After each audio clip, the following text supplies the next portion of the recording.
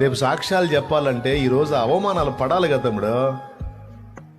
నేను గుర్తుపెట్టుకుని నీకు చెప్తున్నా, దేవుని దాసునిగా నీకు చెప్తున్నా,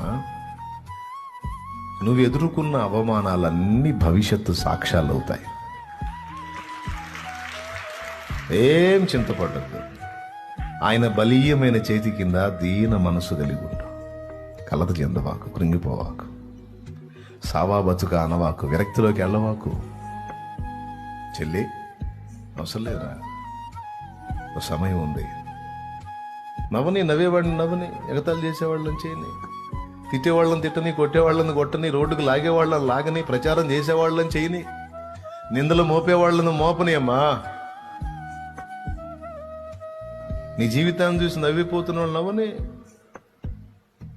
ఒక సమయం ఉంది, నీ దేవుడు జోక్యం చేసుకున్నాడు నీ లైఫ్లో.